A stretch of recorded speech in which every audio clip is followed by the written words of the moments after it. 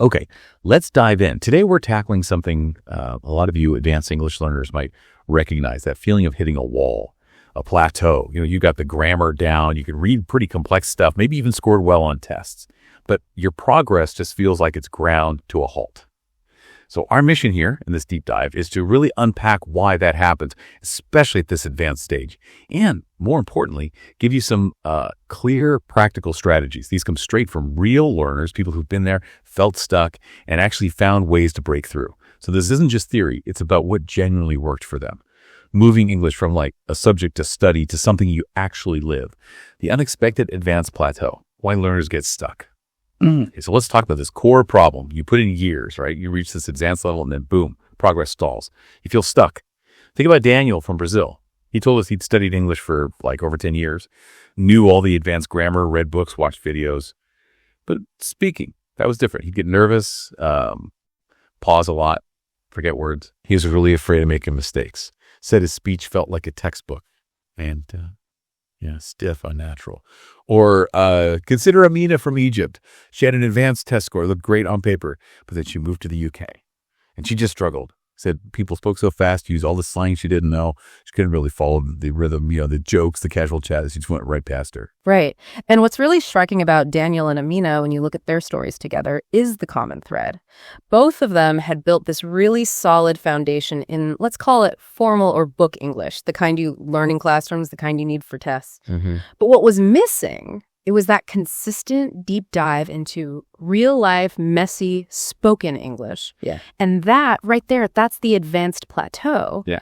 That's the point where, progress feels incredibly slow, or maybe like it's stopped altogether. It's so frustrating. It really is. And if you're listening and thinking, that sounds like me, maybe your mind understands everything, but actually speaking feels hard, well, you're definitely not alone. It's super common for advanced learners. It's less about not knowing enough and more about this gap between knowing the rules and actually using the language smoothly in real time. Shift. From formal study to real-life application. Okay, so if you've kind of conquered the formal study mountain, what's next? Where do you go? It seems like the big step is moving beyond the books, isn't it? Getting out of that structured comfort zone and into everyday English. Let's look at Mark from Canada, software engineer. His work, English, totally fine. Emails, technical meetings, no problem at all. But the casual chats with coworkers, that's where he said he'd get lost.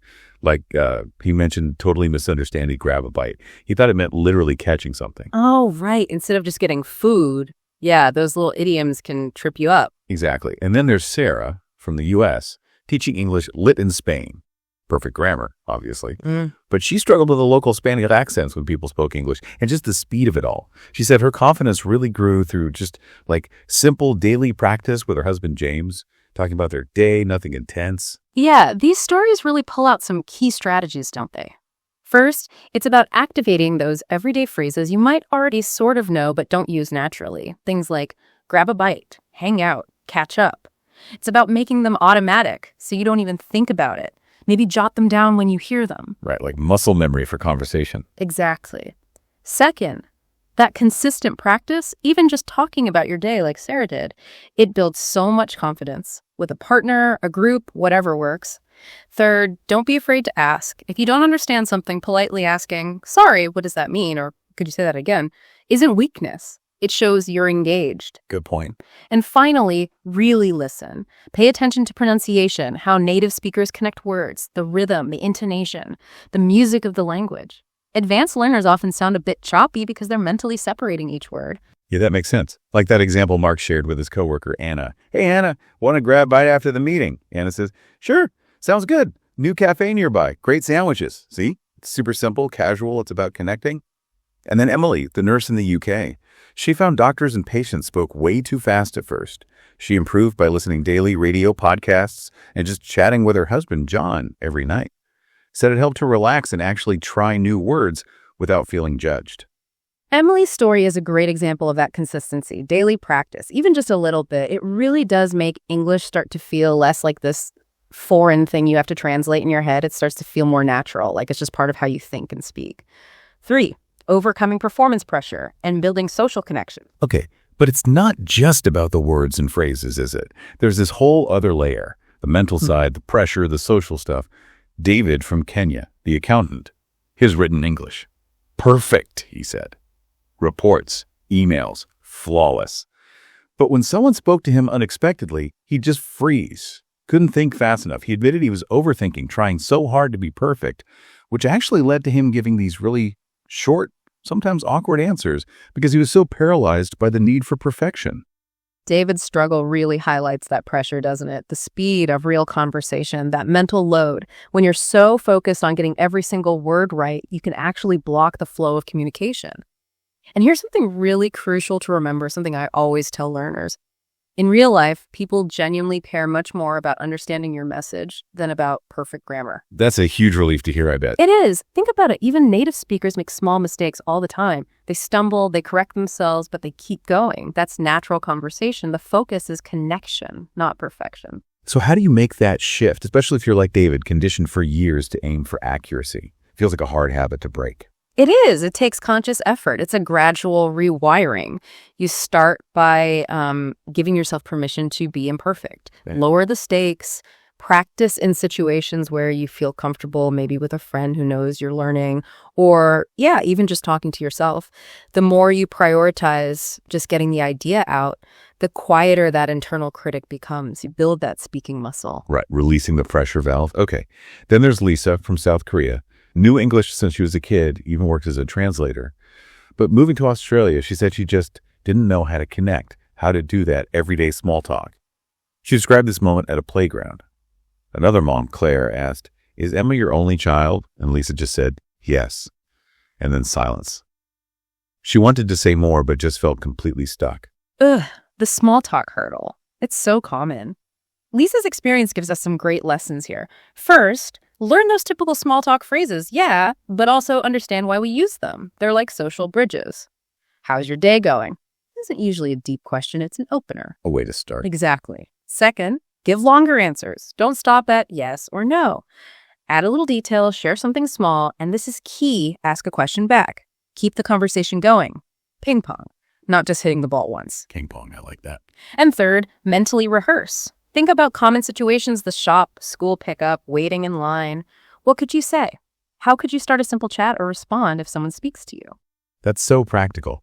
And it wasn't just what Lisa said eventually, but how she expanded it. When Claire asked about her daughter, she learned to say something like, "Yes, she's our only child. She's very active, loves climbing. How about your kids?" That little bit extra, plus the question back. Completely changes the dynamic, doesn't it? It turns a dead end into an open door for actual connection. 4. Flexible communication. Adapting your English. Let's shift gears a bit now to adapting your English. Being flexible. Paul from Nigeria, the mechanical engineer we mentioned, speaks clearly, good English, but he found it really hard to explain things simply to people outside his field. Like trying to tell his wife, Rachel, about his work using all this technical jargon. She just wouldn't get it. It created a communication gap. Oh, absolutely. Paul's situation is something many professionals face, and his takeaways are vital for flexible communication. First, you really have to match your English to your listener. Think about who you're talking to. Is it another expert or someone totally unfamiliar with the topic? Is it a formal meeting or a casual chat? You need to adjust your vocabulary, maybe use simpler words, shorter sentences. So the goal is being understood, not showing off vocabulary. Precisely. Second, practice rephrasing. This is such a powerful skill. Can you say the same thing in 2 or 3 different ways? Take a complex idea and simplify it. Real fluency isn't just knowing lots of words. It's being able to explain things flexibly, finding different ways to get your point across until it clicks for the other person. That's a great exercise. Like taking the transportation system experienced a significant disruption due to unexpected climate conditions. Right. And turning it into, there was a big delay on the trains because of the bad weather. Much clearer. Instantly understandable. And here are 5 really useful everyday phrases that help with that flexibility. That makes sense. I see what you mean. Could you explain that again, please? What do you think? And let me think for a second. They buy you time, show you're listening, ask for input. Very useful. You could see Paul using simpler language with his neighbor Henry. Henry asks, "What do you do?" Paul says, "I'm a mechanical engineer, design engine parts." Now he goes, "Oh, interesting. Don't know much about engines." Paul replies, "That's okay. Basically, I make sure machines work better and safer." That makes sense, Henry says. See, simple, clear, builds connection. No need for technical overload. V, mastering nuances beyond words. Okay, let's dig into some of those finer points and nuances that can really make a difference, especially for advanced learners. Rachel from the Philippines, the customer service supervisor. She mentioned missing details on phone calls. Why? Because she couldn't see the person's face, their body language. And she also got tripped up by idioms, like her colleague saying, let's circle back on that. She had no idea. It just meant discuss it again later. Yeah, phone calls are tricky without visual cues. So how do you tackle that? Well, first, actively practice just listening. Audio only. Maybe leave vocal messages with friends instead of texting. Or do some calls with a language partner specifically without video on. It forces your ears to tune into tone, rhythm, those connection words we talked about. Makes sense. Second, learn common phone phrases. Could you repeat that? Sorry, I didn't quite catch that. I'll call you back. Have them ready. And repetition is key. Hear a useful phrase, say it out loud a few times.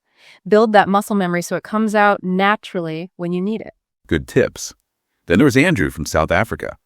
Moved to the U.S. and felt, well, that people found him too formal or serious. He gave that example.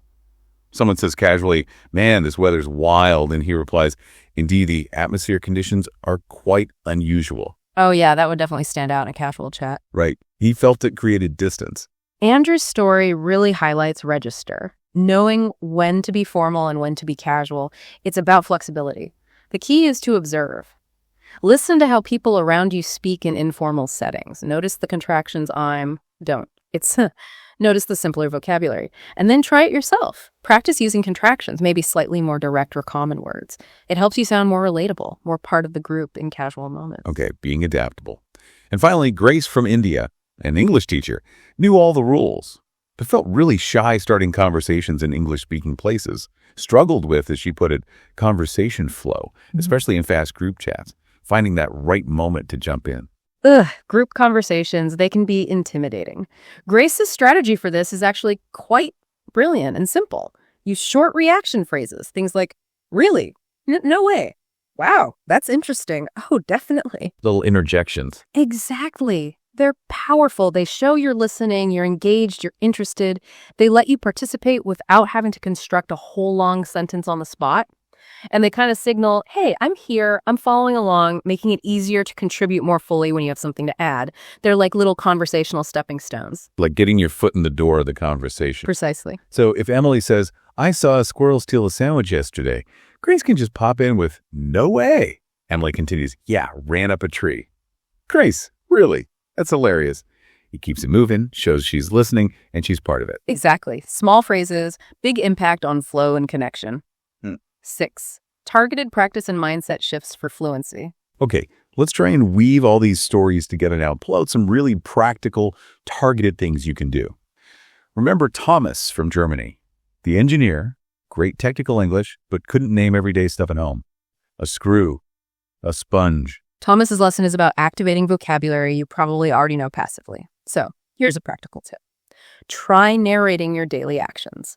Out loud if you can. Okay, I'm getting the milk out of the fridge. Now I'm pouring it into the mug. It feels weird at first, maybe. A little bit, yeah. But it forces your brain to retrieve those common words quickly. And if you don't know the word, describe it. I need the thing you use to clean dishes. That's still communication. Good point. Describing works too. Yeah. Okay, and Olivia from the U.S., struggling with fast group conversations, understanding the words but losing the overall meaning. Olivia's chunk listening is fantastic. Instead of trying to catch every single word, which is exhausting, train your ear to listen for phrases, for groups of words that carry meaning. Pay attention to those connection words, but, so, however, anyway, next. They often signal the direction the conversation is going. Like signposts. Exactly, like signposts, and mentally, or even physically if needed, jot down keywords. It helps you track the main points, especially when multiple people are talking fast. See the bigger picture. Okay, chunk listening. Got it. And Kevin from Ireland, helping his wife Martha speed up. Using a timer, making her keep a list of go-to phrases. Yes. Martha's key was repetition for speed. Having phrases like, I'm not sure, let me think, can you say that again? Ready to go buys you time and keeps the conversation moving. The more you practice saying things quickly, even simple things, the more automatic it becomes. You're building those fast neural pathways, bypassing the slow, careful translation in your head. Building automaticity. Okay. And Emily and Mark at the international company. Emily knew the answers but hesitated, afraid of mistakes. Mark wasn't perfect, but he spoke up. And Mark got his ideas heard, right? It really drives home that point. Confidence often matters more than perfection in real communication. Fluency isn't about being flawless. It's about communicating effectively, getting your message across, connecting. That confidence grows from using the language daily, mistakes and all. Yeah, you have to actually do it. Like Rachel, the teacher, whose advanced students could write essays but froze when asked about their weekend. So she started doing just 5-minute casual chats. What did you have for breakfast? Simple stuff to build that everyday conversational muscle. We heard about Peter, the engineer who could talk machines but not weekends, and Laura, who passed a B2 exam but couldn't chat with other parents. Same issue, right? Exactly the same pattern, the gap between formal knowledge and practical daily use. Which brings us back to James and David. James reading grammar books, David actually using English in his volunteer work. Knowing about English versus using English, they're related, but they are definitely not the same skill. So true. And this leads to maybe my favorite tip from Helen, the nurse who didn't have time to study formally, her speak to yourself technique. While cooking, walking, doing chores, just narrate what you're doing, think through conversations, describe things around you, all in English in your head or quietly out loud. Like a running commentary. Yes. It makes your brain work in English without any pressure. It connects the language to your real life. Words start to come faster, more naturally. It's how you genuinely shift from just knowing English to actually living in English. Outro. So let's wrap this up. The big takeaway, that advanced plateau, feeling stuck. It's real, it's common, but you absolutely can break through it. It really seems to come down to shifting focus, moving away from just formal study and perfection and embracing natural, daily, maybe even messy practice.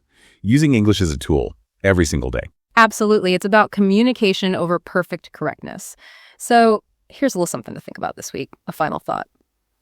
If you feel like you're mostly studying English right now, what's one small, tiny way you could start to actively live it this week? Maybe just start one simple, real conversation with a colleague, a neighbor, online, even just narrating your cooking like Helen. Don't worry if it's perfect. Just try it. See what happens. Great challenge. Keep practicing, keep speaking, keep connecting, and definitely stay confident on your English journey. You've already come so far. Thanks for diving deep with us today.